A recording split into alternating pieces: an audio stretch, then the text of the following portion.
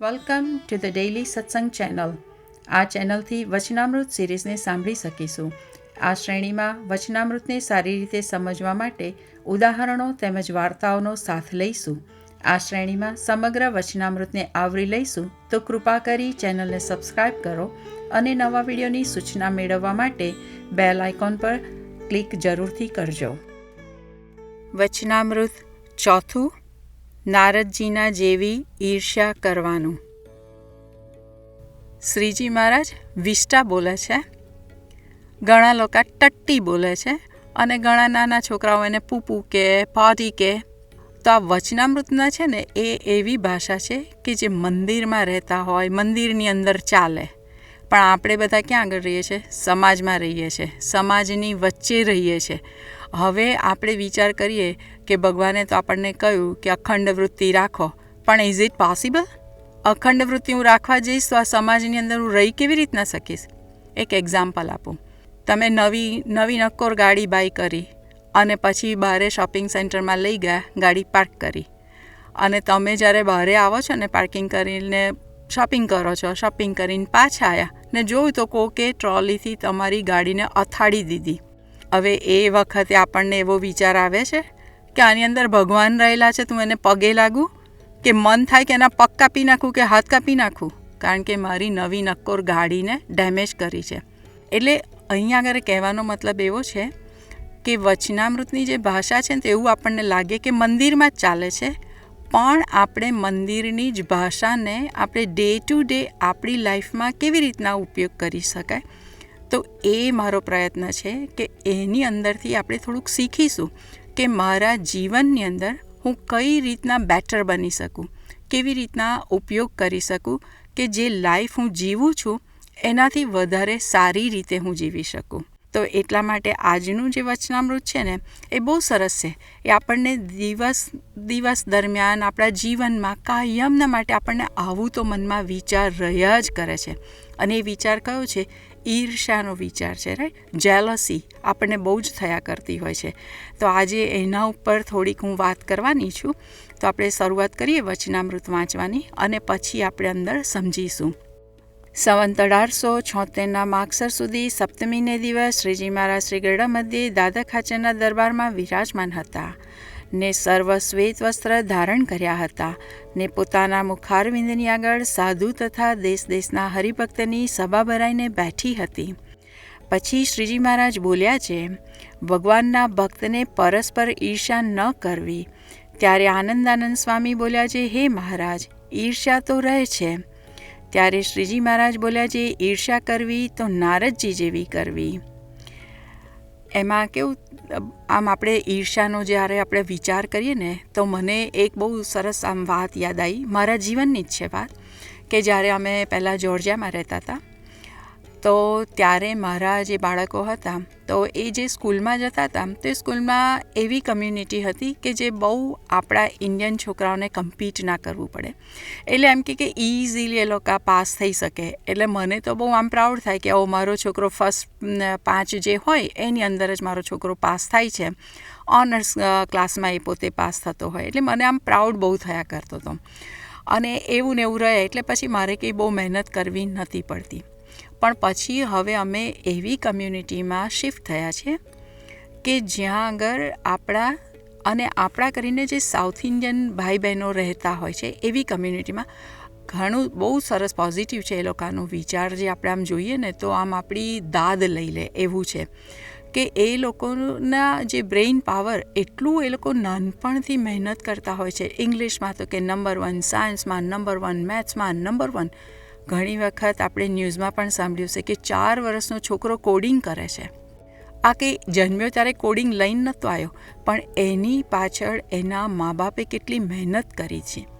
તો હવે એ જે કમ્યુનિટી, જે સ્કૂલમાં જ્યારે એ છોકરાઓની સાથે મારા પણ જે ગ્રેન્ડ કિડ્સ જાય છે, ત્યારે હવે વિચાર કરવાનો છે કે એ લોકોને કેટલી મહેનત કરવી પડશે જો એ પહેલાં 5ની અંદર જો મારે એમને લાવવા હશે તો. એટલે હવે એ છોકરાઓએ શું કરવું પડશે? ઈર્ષ્યા, પણ કેવી ઈર્ષ્યા? પોઝિટિવ ઈર્ષ્યા, કે મારે એ છોકરાઓની સાથે આગળ આવવું છે, એવી પોઝિટિવ ઈર્ષ્યા કરવી પડે. આપણને બધાને અહીંયા પ્રશ્ન એક પૂછું ને, કે આમાંથી મિલિયનર કોને થવું છે? બધાના હાથ ઊંચા. ગયા વખતે આપણે કર્યા હતા જ, બધાએ આપણે હાથ ઊંચા કર્યા હતા. પણ એમાંથી કેટલાય મહેનત કરી અને ઘણા બધા આપણે શું કર્યા છે, સોફામાં જ બેઠા બેઠા મિલિયનર થઈ ગયા છે. સોફાના મિલિયનર આપણે થયા કારણ કે એ સોફા ઉપર આપણે એક જગ્યા ખાલી કરીએ તો બીજો કોઈ CEO આવીને બેસી શકે ને. આપણે ખાલી જ નથી કરતા. સોફામાં બેઠા બેઠા આપણે મિલિયનરની ચર્ચાઓ કર્યા રાખી, વાતો કર્યા રાખી. પણ એમ મિલિયનર ના થવાય એના માટે આપણે ઊભું થવું પડે. બાજુવાળો દર વખતે નવી નવી ગાડીઓ બાય કરે છે. આપણે બારીમાંથી જોયા રાખીએ છીએ કે મારો બાજુવાળો નવી નવી ગાડી બાય કરે છે અને ઈર્ષ્યા કરે છે, આયો મોટો, જો ને નવી નવી ગાડીઓ બાય કરે છે, શું મોટો જાણે કમાઈ શકતો હશે. આવું બધું આપણે બધા બોલીએ જ છીએ. પણ એ જેટલી મહેનત કરે છે એટલી મહેનત હું કરું છું? મારી તૈયારી છે એટલી મહેનત કરવા માટે? અને તૈયારી કેમ નથી એનું પણ એક કારણ છે કે મેં હજી ગોલ જ નથી સેટ કર્યો. મારે જીવન જીવવું છે પણ મારા જીવનની અંદર ગોલ સેટ નથી કર્યો. કારણ કે હું શું કરું છું, 9 થી 5, 9 થી 5, 8 થી 4, 8 થી 4 કામ કર્યા રાખું છું. એમ ના બને. ડ્રીમ કરવું છે કે મારે બેઠા બેઠા એમ કે રિટાયરમેન્ટ એન્જોય કરવું છે. ડ્રીમ કરીએ છીએ આપણે, પણ એ ડ્રીમને અચીવ કરવા માટે ઊભા તો થવું પડે ને. ઊભા થવું પડે, કામે જવું પડે. અને કામે જઈને પણ પછી શું કરવાનું છે, A to B કામ કરવું છે મારે. કે આગળ વધવા માટે મારે કંઈક ફોકસ રાખવું પડે. હું જ્યારે જોબ કરતી ને તો ત્યારે મને ખબર નહીં પણ મને આમ મનમાં જ એવું આમ થયા કરે કે જ્યારે પણ મેં જોબ ચાલુ કરી હોય ને તો મને એવું થાય કે મારું એક ડેસ્ટિનેશન મગજમાં હું ફિટ કરી દઉં કે મને આ લેવલ સુધી મને પહોંચવું છે. એ લેવલ સુધી પહોંચવા માટે મારે જેટલી પણ કંઈ મહેનત કરવી પડે ને એ બધી જ મહેનત હું કરું. પણ ઘણી વખત એવું થાય કે એકલી મહેનત કર્યા રાખીએ ને તો એનાથી ભલીવાર ના આવે. આધ્યાત્મિક માર્ગમાં આપણને શું કહે છે કે ભાઈ ગુરુ હોવા જરૂરી છે. શા માટે? આપણે બુક વાંચીને નથી આપણે થઈ શકતા? થઈ શકાય છે, પણ એના કરતાં જો ગુરુ મળે તો તરત આપણને દિશા બતાડી દે અને આપણે પહોંચી શકીએ આપણા ડેસ્ટિનેશન ઉપર. એમ અહીંયા પણ મારે એવું જ થાય કે મહેનત તો કરવાની મારી તૈયારી છે, પણ જે ડેસ્ટિનેશન પર મારે પહોંચવું છે એ ડેસ્ટિનેશનને હું પૂછું છું કે મારે અહીંયા પહોંચવા માટે મારે કેટલી મહેનત કરવી પડશે, મારે એના માટે શું એક્સ્ટ્રા કરવું પડશે, હું કયા એવા એફર્ટ્સ મૂકી શકું કે જે હું અહીંયા સુધીને પહોંચી શકીશ, આ લેવલ સુધીને પહોંચી શકીશ. તો એના માટે પણ મારે નમીને પૂછવું પડે છે, બોલવું પડે છે, વાત કરવી પડે છે. તો અહીંયા કહ્યું ને કે ઈર્ષા તો રહે છે. ત્યારે શ્રીજી મહારાજ બોલ્યા છે, ઈર્ષા કરવી તો નારદજીના જેવી કરવી. જેમ એક સમયને વિશે નારદજી અને તુમરુ એ બે વૈકુંઠને વિશે લક્ષ્મીનારાયણના દર્શન કરવા ગયા. તે લક્ષ્મીનારાયણ આગળ તુમરુએ ગાન કર્યું. તેણે કરીને લક્ષ્મીજી તથા નારાયણ એ બેય પ્રસન્ન થઈને તુમરુને પોતાના વસ્ત્ર આભૂષણ આપ્યા. ત્યારે નારદજીને તુમરુ ઉપર ઈર્ષ્યા આવી છે. હું તુમરુના જેવી ગાન વિદ્યા શીખું અને ભગવાનને પ્રસન્ન કરું. પછી નારદજી ગાન વિદ્યા શીખતા હતા અને ભગવાન આગળ ગાતા હતા. ત્યારે ભગવાને કહ્યું છે, તમને તુમરુના જેવું ગાન નથી આવડતું. પછી વળી શિવ ઉપર તપ કરીને શિવ થકી વર પામીને ગાન વિદ્યા શીખી ને ભગવાન આગળ ગાવતા હવા તો પણ ભગવાન એની ગાન વિદ્યા ઉપર પ્રસન્ન ન થયા. એવી રીતે 7 મન્વંતર સુધી ગાન વિદ્યા શીખ્યા અને ભગવાન આગળ ગાયા તો પણ ભગવાનને પ્રસન્ન ન થયા. જે વાત કરીને આપણે કે ગમે એટલી આપણે મહેનત કરીએ પણ જો ગુરુ મળી ગયા તો તરત આપણે જ્ઞાન પ્રાપ્ત આપણને થઈ ગયું, ઇઝી રસ્તો આપણને મળી ગયો. નહીંતર તો આપણે ઘણી બધી વખત મહેનત કર્યા રાખીએ છીએ. પણ કોને ખબર કે મારી એ મહેનત સાચી ડિરેક્શનમાં જાય છે કે નથી જતી. તો એના માટે અહીંયા આગળ કહે છે કે પોઝિટિવ ઈર્ષ્યા કરવાની વાત આપણને આવી રહે. આપણે એક બીજું આમ આપણે વાત જ જોઈએ. આપણે ઘણા બધાને એવું થતું હોય કે ભાઈ મારો છોકરો ડૉક્ટર થયો અને આપણી કમ્યુનિટીમાં આ સહેજે છે. જ્યારે પોતાનો છોકરો ડૉક્ટર થાય ને તો આપણે એકદમ આ માનથી આપણે એમ ચાલીએ, ઓહ મારો છોકરો ડૉક્ટર થયો. કોઈ પૂછે કે કોઈ ના પૂછે ને તોય આપણે વાત કાઢીએ, જાણી જોઈને આપણે વાત કાઢીએ અને કહીએ કે ઓ ના મારો છોકરો તો ડૉક્ટર થયો છે. આમ તરત આપણે કેટલું ફૂંકાઈ જતા હોય છે. અલા ભાઈ પણ તું કેમ ફૂલો છું? તું ડૉક્ટર છું? તું તો ડૉક્ટર થઈ નથી કે થયો નથી, તેં તો મહેનત કરી નથી. તું તારું ડ્રીમ કોના થ્રુ જોઉં છું? તારા કિડ્સના થ્રુ તારું ડ્રીમને તું અચીવ કરું છું. એટલે અહીંયા આગળ આપણે ઘણી વખત અમે બહુ હસતા હોઈએ છીએ એવી વાતો કરતી વખતે કે ચા કરતાં કેટલી ગરમ. કોઈ ખોટું ના લગાડતા, પણ ડૉક્ટર જે થયા હોય ને તો એના જે વાઈફ હોય ને એ વધારે ઊંચા નીચા થતા હોય. કેમ કે એનો હસબન્ડ ડૉક્ટર છે. ભાઈ તારો હસબન્ડ ડૉક્ટર છે પણ તું નથી ડૉક્ટર, પણ તું કેમ આટલી બધી ઊંચી નીચી થઉં છું. પણ આ ચા કરતાં કેટલી ગરમ. પણ એમાં જો હું એક વાત તમને વધારે આગળ કરું કે જો પોતાનો દીકરો સર્જન થયો હોય તો આપણે આમ કેટલું ફાંકાથી કહીએ કે ઓહો મારો દીકરો સર્જન થયો, આમ તરત આપણે આમ બોલીએ છીએ. પછીથી જો આપણને એવું થાય કે એ જ દીકરો 2 વર્ષ પછી આવી અને તમને કહે છે કે મમ્મી મને તો એમ કે મારા હોસ્પિટલની અંદર મને ચીફ હોસ્પિટલ સર્જન બનાવ્યો છે. આપણે પૂછી લઈએ, કારણ કે આપણને ખબર નથી એટલે આપણે પૂછી લઈએ કે એટલે શું? તો હું આખી હોસ્પિટલનો સર્જન બની ગયો છું મમ્મી. તો મમ્મી કેટલી ઊંચી થાય. બધી બહેનપણીઓને ફોન કરીને કહી વરે કે મારો છોકરો તો એમ કે ચીફ હોસ્પિટલ સર્જન થયો છે. અને કદાચ આપણે ફોન ના કરીએ તો આપણે શું કરીએ? પાર્ટી જરૂર આપી દઈએ કે મારો દીકરો ચીફ હોસ્પિટલ સર્જન થયો છે. અને જો બોલે છે કે કંકોત્રી લખાવાની હોય તો એમાંય આપણે લખીએ પેરેન્થિસિસમાં કે ભાઈ chief hospital surgeon so and so હોસ્પિટલનો સર્જન બન્યો છે, રાઈટ. પછી 2-3 વર્ષ ગયા અને ફરી દીકરો આવીને કહે છે કે મમ્મી મને તો એમ કે પ્રેસિડેન્ટે ઓફર આપેલી છે કે મારે તો ચીફ જનરલ બનવાનું છે, સર્જન બનવાનું છે. ઓહો આખો પહેલાં તો હું કેટલો સર્જન હતો, એક નાની અમથી કમ્યુનિટીમાં હતો, પછી તો આખી હોસ્પિટલનો સર્જન, અને હવે તો આખા દેશનો સર્જન બની ગયો છું હું. આપણને કેટલો બધો ફાંકો ચડે, એટલો બધો આપણે આમ ફૂલે જઈએ. માન એકદમ આપણને આવી જાય, કારણ કે ભાઈ મારો દીકરો છે એટલે મને માન તો આવ્યું છે એના માટેનું, સારી વાત છે. પણ ટ્વિસ્ટ થાય છે થોડુંક.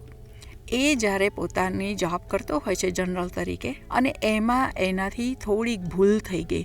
એ ભૂલના કારણે એને કોર્ટમાં જવું પડ્યું અને કોર્ટમાં ગયો એટલે એ ભૂલના કારણે એનું લાઇસન્સ જે હતું સર્જનનું એ લાઇસન્સ જતું રહ્યું. હવે લાઇસન્સ જતું રહ્યું એટલે હવે he is no longer be as an general, right. એ જતું રહ્યું. હવે તો હોસ્પિટલનો સર્જન એ જતો રહ્યો. એની સર્જનનું ટાઇટલ જ આખું જતું રહ્યું. હવે એને શું કરવું પડે? ક્યાંય હવે એને ડૉક્ટરમાં જોબ તો મળવાની નથી, નોટ ઇવન ધ કમ્પાઉન્ડર તરીકે, કારણ કે હવે એની પાસે લાઇસન્સ જ નથી રહી, ઓથોરિટી નથી રહી. એટલે હવે શું થયું? એની પાસે જોબ નથી. પણ ભાઈ ઘરની મોર્ગેજ કોણ ભરે છે? ઘરના બિલ કોણે ભરવાના છે? એ એને પોતાને ભરવાના છે. એ ભરવા માટે કોઈ કમ્યુનિટી નથી આવવાની. એટલે હવે એ શું કરશે? અનએમ્પ્લોયમેન્ટની લાઇનમાં જઈને ઊભો રહ્યો અને ત્યાં આગળ બધા પૂછે, એટલે તું તો સર્જન હતો ને. થોડુંક ખરાબ લાગશે. અનએમ્પ્લોયમેન્ટમાં ગયો, ત્યાં આગળ ઇન્ટરવ્યૂ થયું અને પેલો કે ભાઈ તું તો બ્રેડવિનર છું, તું તો ઘરનો હાઉસહોલ્ડ છું, માણસ છું અને તારી પાસે જોબ નથી. પણ પેલો કહે છે કે આઈ લોસ્ટ માય લાઇસન્સ, મારી પાસે હવે ઓર્ડિનરી જોબે નથી, કારણ કે એને બીજું એવું કંઈ કામ કરેલું નથી, એટલે એને બીજી કંઈ એવી આવડત નથી. એટલે સાવ નાની અમથી જોબ આપે છે એને કે ભાઈ લાઈક અસેમ્બલી જોબ આપે છે એને કરવા માટેની. અસેમ્બલી જોબ એને મળે છે. અસેમ્બલીમાં જોબ કરે છે એક મેન્યુફેક્ચરિંગ કંપનીની અંદર. હવે એની મમ્મીને કોઈ પૂછે કે ભાઈ તારો દીકરો તો ડૉક્ટર છે ને, ત્યારે એની મમ્મી શું કહેશે? જો માન હશે ને તો એની મમ્મી એવી રીતના બોલશે કે હા મારો દીકરો તો ડૉક્ટર જ છે, અને ક્યાંક બહાના બતાડશે. અને જો મમ્મીને પ્રાઇડ હશે અને દીકરાને પણ પ્રાઇડ હશે તો દીકરો કહેશે કે હા હું આ કંપનીમાં અસેમ્બલર તરીકે હું જોબ કરું છું. અને કેમ? કારણ કે હું એ જોબ કરીને મારા ઘરનું ગુજરાન ચલાવું છું, મારા ફેમિલીનું હું ભરણ પોષણ કરું છું.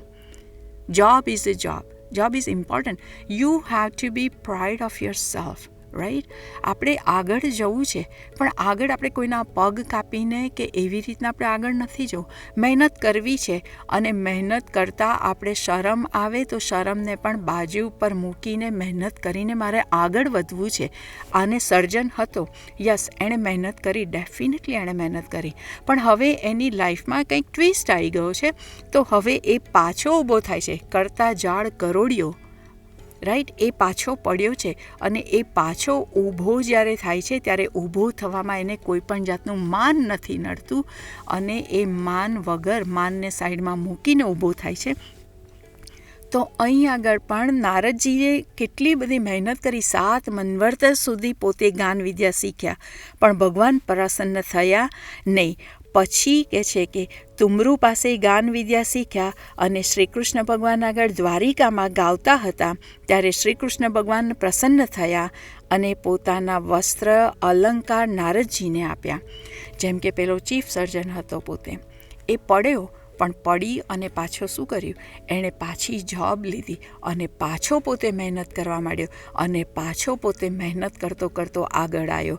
તો આ ભગવાન પણ એને જેમ નારદજીને પણ જોયું એમ અહીં આગળ પણ પોતે. તો આ આપણે શું કરીએ છીએ, આપણે શીખ્યા છે ભગવાને જેમ આપણે આગળ વાત કરીને કે વચનામૃત આપણને કંઈ મંદિરમાં જ આપણે નથી બેસી રહેવાનું, પણ એ મંદિરને આપણે આપણા ઘરની અંદર કેવી રીતના ઉપયોગી થઈ શકીશું. તો આપણને આપણી જાત માટે પ્રાઇડ હોવું જોઈએ. આપણે આ રીતનું માન આપણે રાખવાનું છે કે મારે આગળ વધવું છે. First things you have to set up the goal. આજે બધા જ આપણે અહીંયા આગળ ઊભા છીએ, રાઈટ? બધા આપણે ગેમ આપણે જો રમીએ ને તો આપણે બધાએ વિચાર કરવાનો છે ગેમ કઈ રમવાની છે. મારે ઊભા થઈ અને મારે આટલો ગોલ અચીવ કરવો છે, તો ગેમ શું રમવાની છે કે you have to set up your goal today.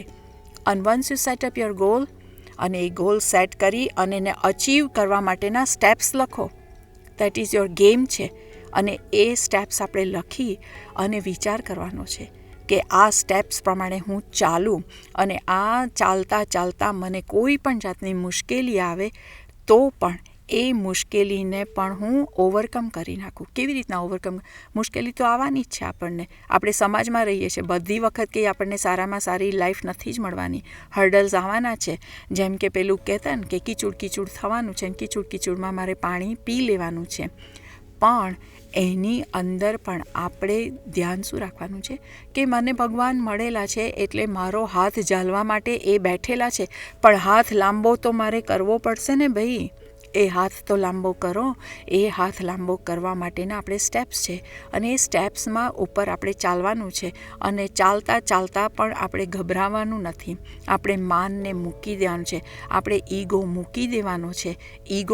Negative ego મૂકી દેવાનો છે. પોઝિટિવ ઈગો શું છે? Positive ego achieve to my goal. મારે મારા ડેસ્ટિનેશન ઉપર પહોંચવું છે, પણ પછી શું કરીશું? ડેસ્ટિનેશન ઉપર પહોંચી ગયા એટલે પાછા સોફામાં આવી અને CEO થઈને બેસી ગયા? ના. જો આટલું કામ મારાથી આજે અચીવ થઈ જાય છે તો પછી નેક્સ્ટ ટાઈમ મારે વધારે ગોલ કરવો છે, અને I want to set up my higher goal. અને એમ આપણે હાયર ગોલ કરીશું ને તો એક દિવસે ચોક્કસ અને ચોક્કસ આપણે કરોડપતિ થઈશું. કરોડપતિ કદાચ આપણે પૈસાથી ના થઈશું ને તો મને કરીને આપણે કરોડપતિ ચોક્કસ બની શકીશું, રાઈટ? તો અહીંયા પછી આપણે જોઈએ છે તો ભગવાન પ્રસન્ન થયા અને પોતાના વસ્ત્ર અલંકાર નારદજીને આપ્યા, વિચ ઇઝ આવર કરોડપતિ, રાઈટ? કે ભગવાને નારદજીને આપ્યા. અને આપણા જીવનની અંદર આપણે આવા અચીવમેન્ટ કરી શકીશું તો આપણને પણ આવા વસ્ત્ર અલંકાર મળવાના જ છે. ત્યારે નારદજીએ તુમરુ સાથે ઈર્ષા મેલી, માટે ઈર્ષા કરવી તો એવી કરવી જેની ઉપર ઈર્ષા હોય તેના જેવા ગુણને ગ્રહણ કરવા અને પોતાના અવગુણને ત્યાગ કરવા, અને તેવું ન થવાય. અને ઈર્ષાએ કરીને ભગવાનના ભક્તનો દ્રોહ થાય તેવી ઈર્ષાનો તો ભગવાનના ભક્તને સર્વ પ્રકારે ત્યાગ કરવો. કેટલું સરસ! આપણને આમાંથી આપણે શીખ લેવાની છે. વચનામૃતો મારા કરતાં મેં કહ્યું ને ઘણા બધા સરસ રીતના વચનામૃતનું નિરૂપણ કરે છે. ભગવાનના મંદિરમાં આપણે બધા જ જઈએ છીએ અને બધાને બહુ જ સારી આપણને કથા મળે છે, પણ એ કથામાંથી આપણે આપણા જીવનમાં એ કથાને હું કેવી રીતના અપ્લાય કરું એ આપણે અહીંયા શીખવાનું છે, રાઈટ? તો આજની આપણી જે આ વચનામૃત છે એમાંથી આપણે કેટલું શીખ્યા? બધાએ કોમેન્ટ બોક્સમાં પોતે જરૂરથી લખજો કે હું મારા જીવનમાંથી આજે હું આ ઇન્ટ્રોસ્પેક્ટ કરું છું, અંતર્દૃષ્ટિના શબ્દ વાપરું છું, અને મારા માટે હું વિચાર કરું છું સિમ્પલ ભાષા, જેમ આપણે આગળ વાત કરીને એમ સિમ્પલ ભાષામાં હું વિચાર કરું છું કે મારા જીવનની અંદર હું એક ગોલ સેટ કરીશ, અને ગોલ સેટ કરવા માટે હું પ્રયત્ન કરીશ, અને પ્રયત્ન એવા કરીશ, અને પ્રયત્ન કરતાં ગમે તે કંઈ પણ બી થાય તો પણ પેલો કરોડિયાની જાળું આપણે યાદ રાખીશું કે કરોડિયો કેટલી વાર નીચે પછડાયો, તો શું એણે મૂકી દીધું જાળું બનાવવાનું? ના. એ જાળું બનાવવાનું મૂકી દેશે તો એ રહેશે ક્યાં આગળ?